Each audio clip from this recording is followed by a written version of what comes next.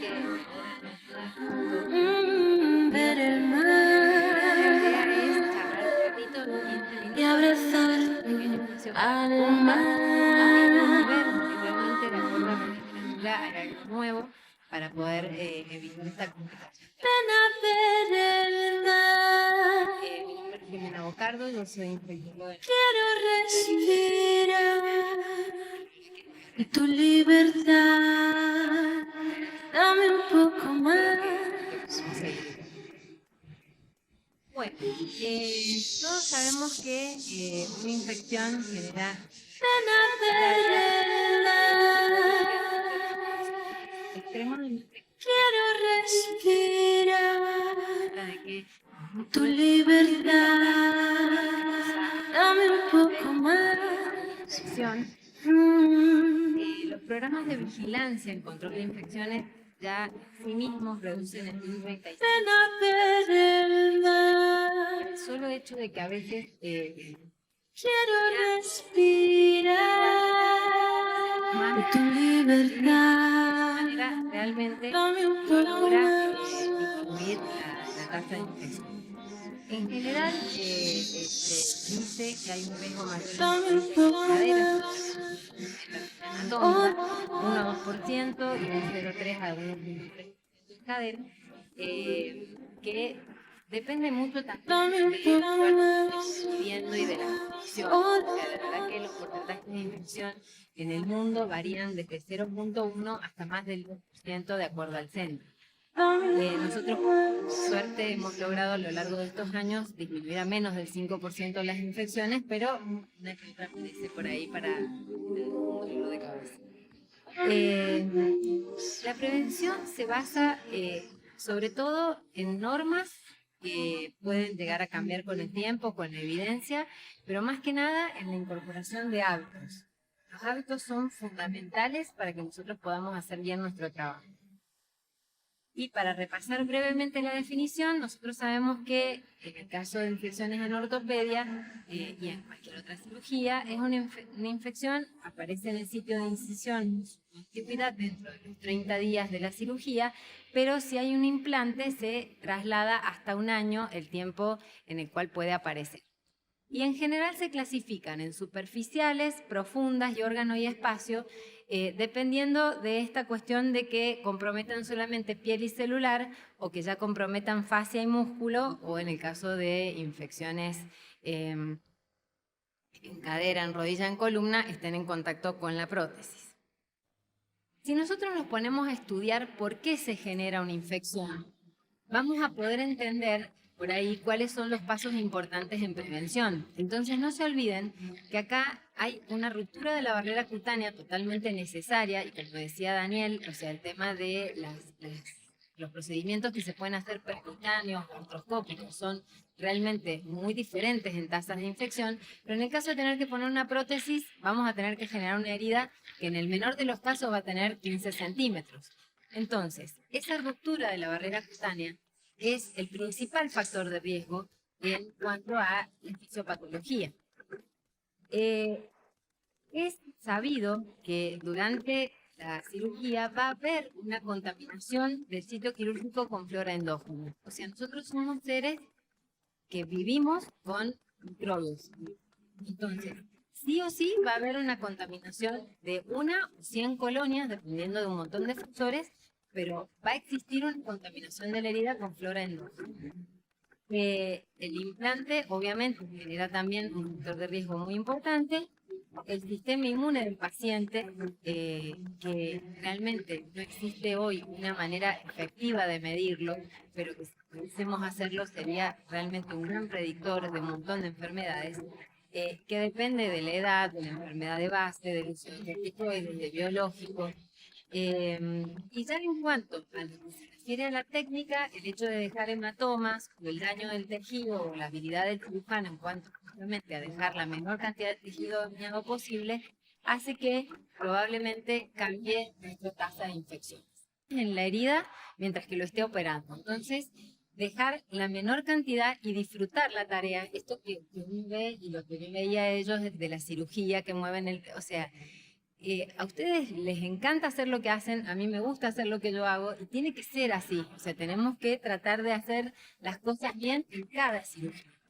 Chequear los puntos importantes para evitar complicaciones y no asumir que la única responsabilidad de la infección es del cirujano. Porque vieron que también hay una suerte de culpabilidad en cuanto a la infección que la traemos ya genéticamente de los primeros médicos y no debería ser así. La bacteria está en la piel, nosotros le abrimos una puerta durante 2 o 3 horas o lo que dure la cirugía y por lo tanto probablemente esa bacteria, bacilo gram negativo o poco, esos espermatozoides que ven ahí son bacilo gram negativos y los poquitos que están allá del otro lado, se van a pegar en el material de osteosíntesis, ¿cierto? Entonces va a haber una placa madre, que es la que está a la izquierda, que va a empezar a generar una cuestión de caza para estas bacterias y que va a tener un proceso de maduración hasta que finalmente vuelva a liberar bacterias viables al medio líquido. Por eso es que las infecciones en ortopedia a veces tardan tanto tiempo en aparecer, hasta 3 meses, 4, 5, porque puede que caigan 3 colonias de bacterias y al cabo de 6 meses aparezca este biofilm maduro con ya una liberación de gran cantidad de bacterias y recién ahí el enrojecimiento, la fístula, el dolor y demás. El biofilm es la clave en el tema de infecciones osteoarticulares y es a lo que nosotros apuntamos muchas veces con los antibióticos que usamos y con el tema del tratamiento quirúrgico lo más extenso posible a eliminar. Si bien realmente es un mecanismo de resistencia muy arraigado en las bacterias y es muy difícil de eliminar. Bueno, ¿y entonces qué hacemos? Porque si tenemos tantos factores, bueno, lo opero y listo. No. Vamos a tratar de identificar factores en el pre, en el intra y en el postquirúrgico como una manera de ordenarlos, nada más. Si estoy en el preoperatorio y lo estoy evaluando a mi paciente, lo que yo debería hacer es una consulta programada al clínico o al infectólogo en los 14 días previos. Y esa recomendación tiene una evidencia categoría A, porque realmente si nuestro paciente tiene una infección micótica, como lo que pueden ver en la ingle del paciente en la foto de la izquierda, o tiene un foco odontógeno, que realmente son muy frecuentes, nosotros vamos a tener un aumento del índice de infecciones. No les puedo decir en qué porcentaje, pero realmente hemos tenido inclusive artritis sépticas posteriores a colocación de prótesis años después de la colocación de una prótesis de rodilla. Entonces, uno debería recomendarle al paciente que no solamente tiene que tener la boca bien para el prequirúrgico, sino que después tiene que acudir una vez al año al odontólogo para evitar complicaciones. La colonización por aureus hoy está realmente muy en boga y es muy importante, ya les voy a explicar por qué. También sirve para adecuar la profilaxis preoperatoria, el saber si el paciente tiene aureus y si es sensible o resistente, y la vacunación antitetánica y hepatitis. Realmente es algo que es una muy buena práctica médica y creo que hoy en día un tétano post cirugía no sería agradable para nadie. Si vamos a hablar de los factores de riesgo que no son modificables, en general tenemos que hablar de la edad, que obviamente es un factor de riesgo, pero no va a ser un impedimento para operar un paciente, no hay un límite de edad para operar.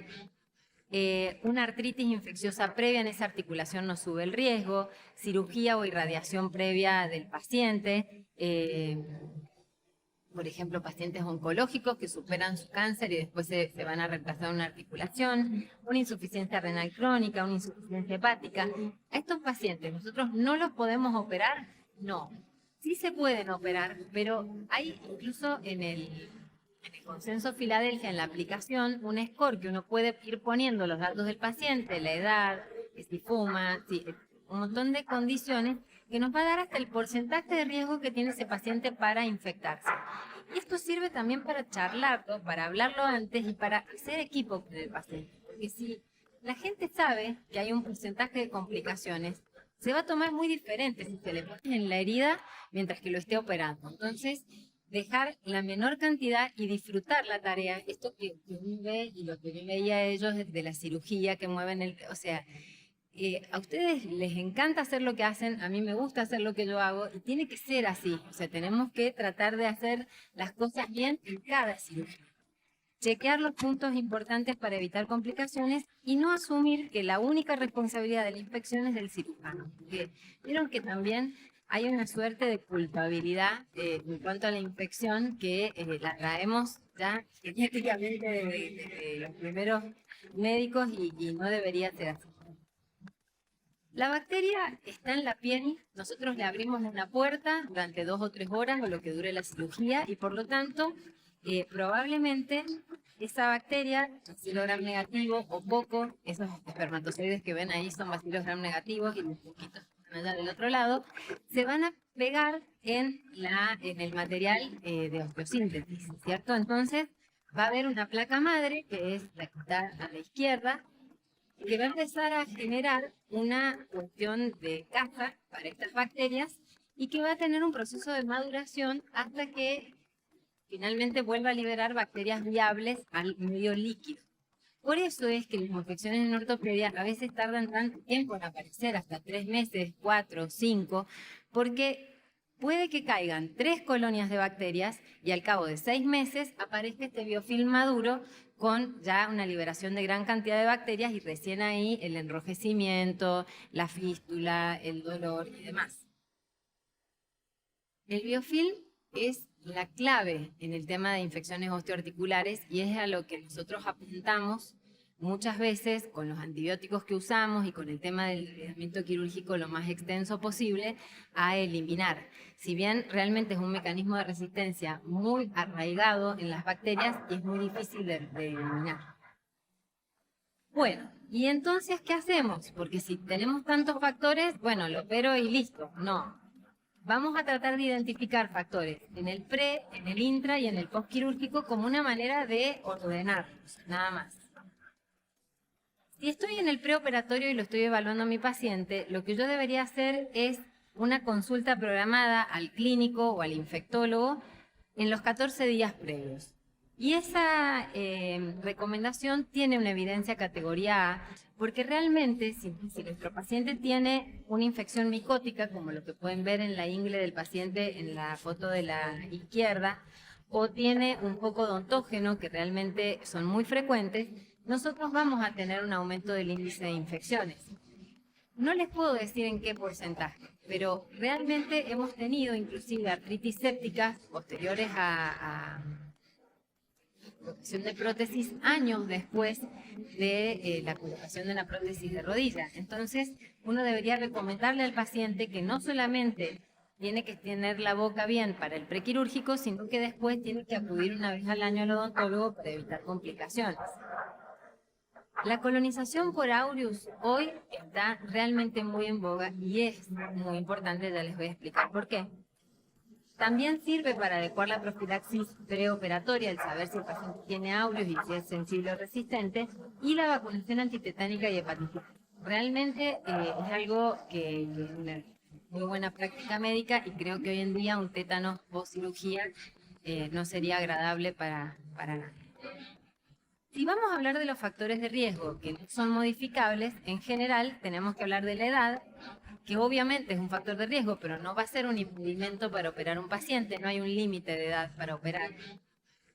Una artritis infecciosa previa en esa articulación no sube el riesgo, cirugía o irradiación previa del paciente,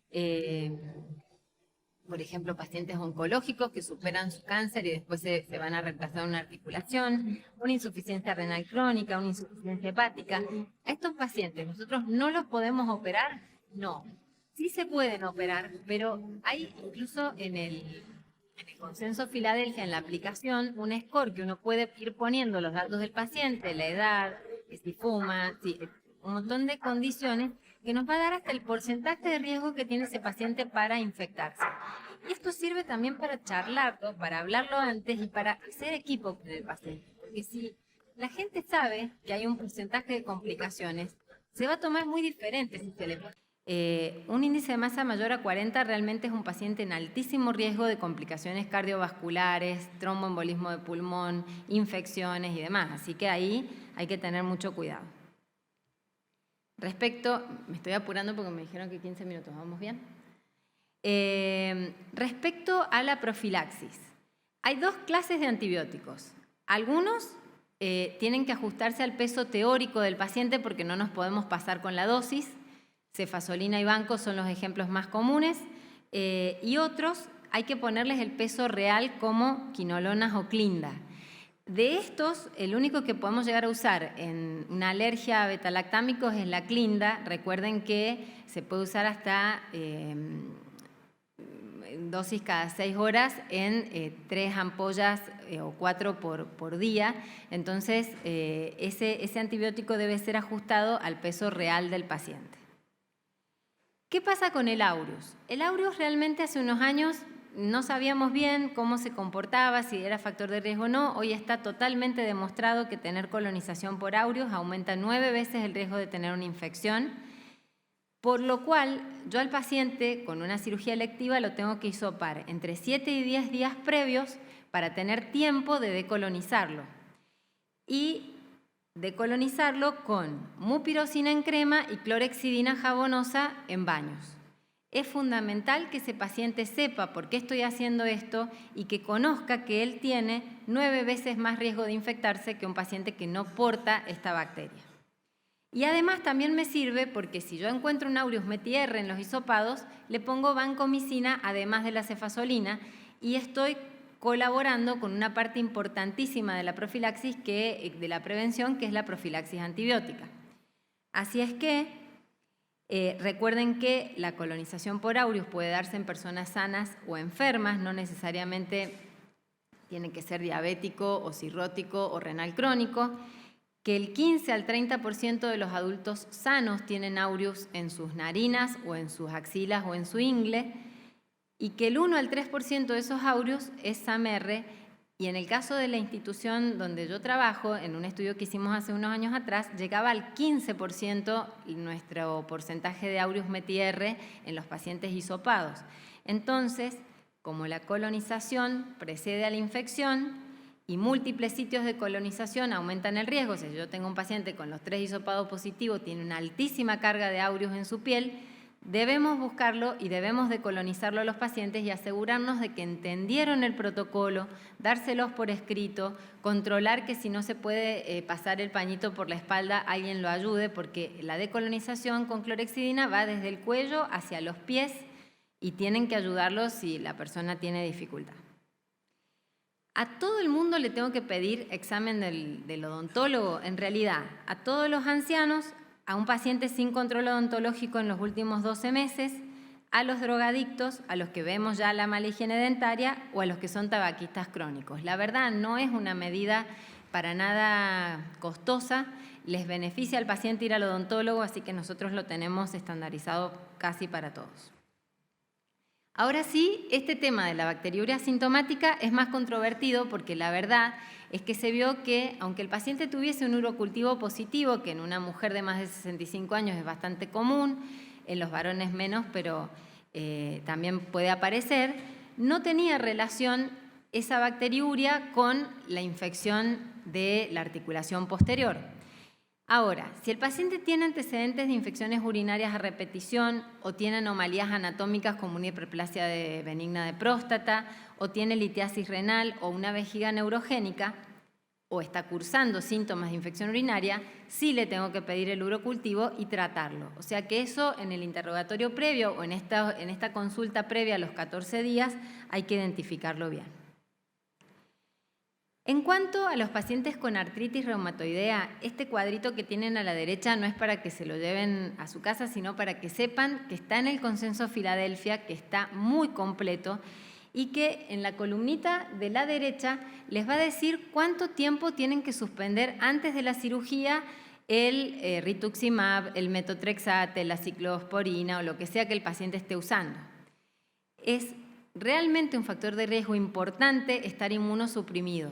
Por lo cual, si ustedes no tienen al reumatólogo a mano o directamente van y se fijan ustedes, pero fíjense que el rituximab tiene un tiempo de permanencia o de efecto de 6 meses, o sea que hay que esperar 7 meses para poder operarlo al paciente después de la última inyección de rituximab.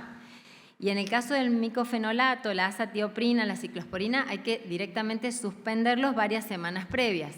El metotrexate sí puede continuar. Así que cuidado con el inmunosupresor, pregúntenle al paciente bien qué está tomando, cómo lo toma y sobre todo la charla con el reumatólogo para ponernos de acuerdo en cuánto tiempo antes se suspende y cuándo se puede reiniciar. Si tengo que operar a un paciente con VIH y está tratado y está con carga viral no detectable, ese paciente se puede operar perfectamente y es un factor de riesgo modificable porque el tratamiento les modifica su inmunidad para mejor y el paciente no detectable es no transmisible, así es que tranquilamente lo pueden operar sin miedo. En cuanto a la anemia prequirúrgica, también el Consenso Filadelfia es bastante categórico en recomendar que se trate previo a la intervención quirúrgica, sobre todo en las electivas. Y la suspensión de los antiplaquetarios realmente no sería necesario en aspirina y sí en clopidogrel mínimo 5 días y por supuesto también si el paciente está con síndrome. Voy muy rápido, se cansan. Bueno. Fase preoperatoria, baño prequirúrgico. Como les decía, fundamental, que el paciente se haga por lo menos 3 baños con clorexidina. Si el paciente está colonizado por aureus o aureus meti-R, la verdad que a mí me gusta hacer 5 baños, es una cuestión personal, no está escrito, porque considero que a veces, en este caso más es mejor y es un baño que al paciente no le va a irritar la piel en general y que va a estar bien.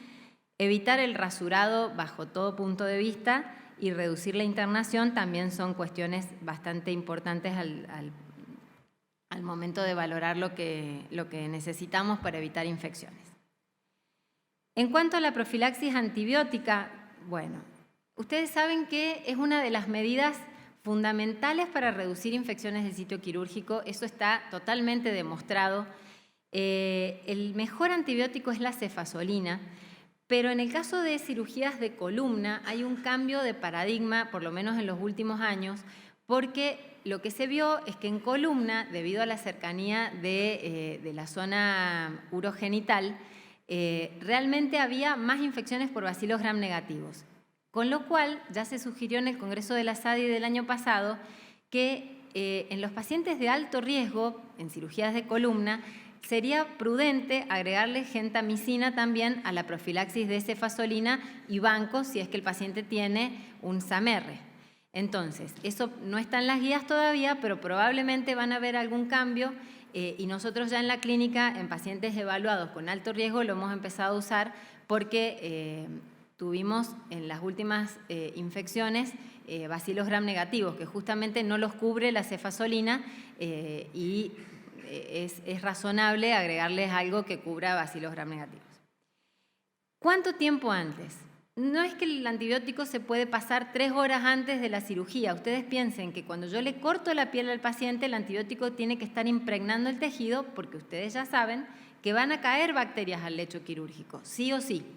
Entonces, si uso cefazolina, no más de 60 minutos previo a la incisión y no menos de 30, ahí, entre 30 y 60 minutos. En la clínica lo pasamos antes de que pase a quirófano y la verdad que los tiempos nos dan bastante bien y se puede hacer el campo tranquilamente y uno sabe que el antibiótico ya va haciendo efecto cuando le hacen la incisión. En el caso de usar el manguito hemostático, no se olviden que el antibiótico se tiene que terminar de pasar por lo menos 15 minutos antes de que finalice la insuflación porque si no, no va a llegar al tejido. Y usamos banco, que la banco la verdad que es un antibiótico muy bueno, me estoy expresando mal, es un antibiótico muy malo, es malísimo, es una molécula grande, es tóxico, pero es lo único que teníamos para el aureus meti-R. Y la verdad es que hoy en día sigue siendo un antibiótico que no es tan caro comparado con daptomicina, con linezolid, que tienen precios exorbitantes y ninguna obra social los va a querer autorizar para una profilaxis prequirúrgica. Entonces, la banco se usa solamente en pacientes que tienen SAMR. No lo usen de rutina porque tengo miedo, porque no sé, porque me parece que los hisopados no llegué. Solamente si hay alergia mayor a la penicilina, si no tiene hisopados y tiene factores de riesgo, como les decía, diálisis, renal crónico, insuficiente hepático, si el paciente está colonizado por SAMR, y yo ya lo hisopé y sé que lo tiene, o si hay en ese centro donde ustedes trabajen, más del 10% de las infecciones sean por SAMR, entonces ahí la tienen que usar de rutina, o en el contexto de un brote. Bien, en cuanto ya a la fase intraoperatoria, no los quiero aburrir con esto porque ustedes ya lo saben, pero el porcentaje de infección va a estar relacionado con la concentración de bacterias que haya en el aire. Y eso va a depender del número de personas, de cómo se mueven las personas dentro del quirófano, de cuánto hablan, de la calidad de la ropa, de la calidad de la limpieza.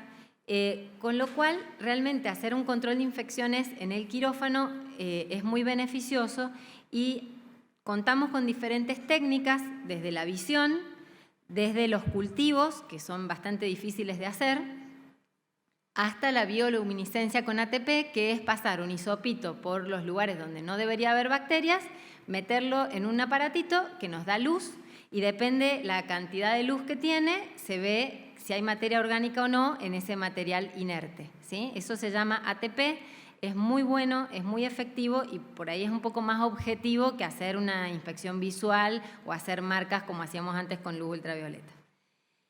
La luz ultravioleta, hay mucha evidencia ya a favor de hacer una decontaminación terminal, es decir, cuando ya se termina la limpieza final del quirófano, hacer luz ultravioleta para esterilizar, o entre comillas, el aire.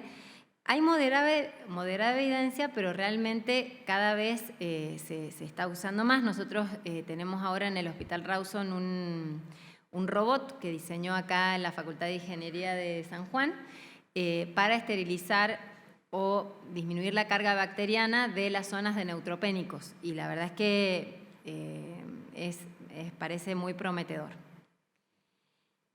Bien, ¿con qué nos lavamos las manos? La verdad es que siempre termina siendo un tema de debate porque el lavado de manos tiene muchas aristas. Según el Consenso Filadelfia del 2018, nos podemos lavar las manos con lo que querramos. La técnica, la duración y el producto es desconocido. Yo no creo que sea tan así. Yo creo que me quedaría con la guía de la OMS del 2018, que da dos formas de lavarse las manos.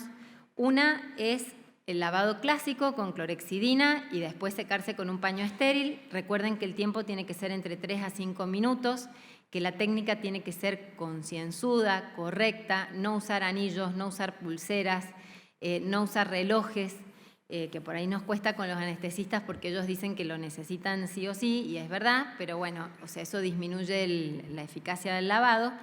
Y lo que los infectólogos preferimos, que es el lavado seco, ¿sí? El lavado seco, que es el jabón común, secarse con una toalla de papel y después hacer un frotamiento de 3 a 5 minutos con la clorhexidina con alcohol, ¿sí? Esto, la verdad, para nosotros es la mejor opción, es lo que queremos implementar en el Hospital Rawson, en la clínica ya lo tenemos implementado, porque ya deja de ser un problema, realmente te quita de en medio un montón de problemas y es efectivo tanto como el otro lavado, así que eso es lo que preferimos. Ya se sabe que no debemos usar cepillos porque lastiman las manos, que usar soluciones a base de alcohol o gluconato de clorhexidina es mejor que usar agua y jabón, o clorhexidina jabonosa sola, y que los productos que combinan las dos sustancias, la clorhexidina y el alcohol, tienen mejor efecto en la reducción de unidades formadoras de colonias en las manos. Hay que tener ciertos hábitos como colocarse el barbijo antes de lavarse las manos, como evitar mojar el uniforme, como no sacudir las manos para que se sequen después de que me las lavé, que en realidad son cosas pequeñas, pero que terminan realmente por ahí siendo importantes a la hora de ver los números. No los quiero aburrir, pero bueno, deberíamos poder llevar un registro que Gabriel mostró, el registro que nosotros tenemos en la clínica en cuanto a humedad, temperatura, cambios de aire, el filtro EPA, o sea, eso es muy importante en cuanto a la fase intraoperatoria y debería ser chequeado realmente en cada cirugía. Los traumatólogos usan 2 pares de guantes, eso está muy bien, y tienen que tener en cuenta que si se perforan, se los tienen que cambiar. Si pasaron más de 90 minutos desde el inicio de la cirugía, lo ideal es cambiarlos. Antes del implante, lo ideal es cambiarlos. Y si alguien te avisa que te tocaste inadvertidamente el equipo de protección personal, inmediatamente el cambio de guante, porque ustedes tienen el implante que realmente es lo que les da el riesgo principal. Bien, ya en la fase intraoperatoria, como les decía, aparte de las condiciones edilicias, hay un par de cosas que me resultaron interesantes. En cuanto a usar antisépticos en irrigación, no hay evidencia fuerte a favor del uso del antiséptico, digamos, en el campo quirúrgico, pero sí me llamó la atención una recomendación del Consenso Filadelfia, que es irrigar la herida con betadine diluido. No se tiene todavía evidencia en cuanto a los litros que hay que usar, ni en cuanto a, digamos, la concentración sí se conoce un poco más, pero vieron que por ahí en distintos centros se irrigan con distintas cosas, con clorexidina, con banco mezclada con la solución fisiológica y demás. Y en realidad hoy hay mayor evidencia para usar iodopovidona diluida, que es la betadine, no sé si está bien dicho el nombre, pero tiene mucho más evidencia que usar banco mezclada con solución fisiológica, que de hecho no se recomienda la banco por la OMS ni por el Consenso Filadelfia, pero yo sé que hay muchas personas que lo hacen porque se quedan más tranquilas. Y en cuanto a la sutura recubierta con el antibacteriano, la verdad es que está demostrado en cirugía colorectal, pero en cirugía traumatológica no hay evidencia. Bien, les prometo que ya termino. Y en cuanto a la fase postoperatoria, que para mí, digamos, la fase intra es como la más importante, cierto, pero la fase postoperatoria también tiene su importancia. Y en cuanto a la curación de heridas, hay también un par de cambios, porque no había una evidencia tan marcada para usar tal o cual uso de apósitos, pero hoy en día sabemos que el uso de apósitos interactivos, que son los apósitos que tienen plata, tienen mejor porcentaje de curación de la herida y menor porcentaje de infecciones del sitio quirúrgico. Es decir, como para resumirlo, yo puedo usar una gasa que es un apósito pasivo, lo único que va a hacer es absorber el fluido de la herida. Puedo usar un hidrocoloide que es un apósito activo que ya mantiene un medio más húmedo que cicatriza mejor la herida. O puedo usar el interactivo, que es hidrofibra más plata. Una de las marcas que tenemos en San Juan es el Aquacel Surgical. Más o menos para que ustedes tengan una idea, los apósitos son de 10 por 10 centímetros, tienen un costo aproximado de 4.500 pesos, pero duran 7 días.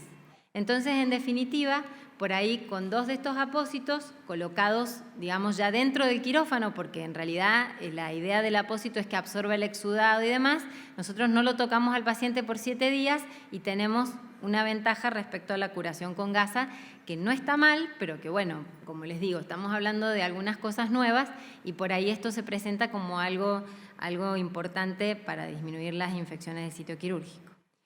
Como conclusiones, si nosotros queremos hablar de prevención, tenemos que volver a las bases y tenemos que hacer bien aquello que tiene fuerte evidencia, como es la profilaxis antibiótica en antibiótico y tiempo y dosis correcta. La decolonización del paciente es importantísima y realmente les va a disminuir la tasa de infección en su centro. Y el manejo cuidadoso de los tejidos, en lo cual realmente los traumatólogos creo que van a coincidir conmigo que aquel que tiene menos lesión de tejido siempre tiene menos infecciones. Y como última conclusión, diseñar protocolos de acción con objetivos claros y con estrategias consensuadas. O sea, yo no puedo ir como infectóloga a querer imponer algo que no está consensuado previamente en un equipo.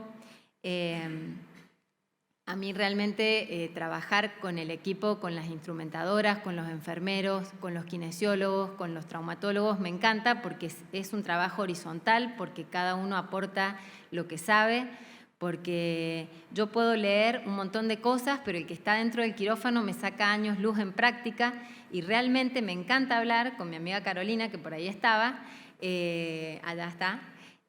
Porque una cosa es lo que uno lee y puedo tener la mejor evidencia, pero otra cosa es lo que se hace en forma práctica y lo que se hace de manera entendida y trabajado desde la conciencia de que cada paciente puede ser una potencial infección o no, si hacemos las cosas lo más prolijo que podamos.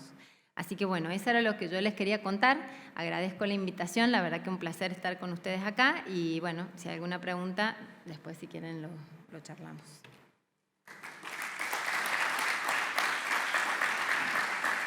Capaz que con el tiempo no.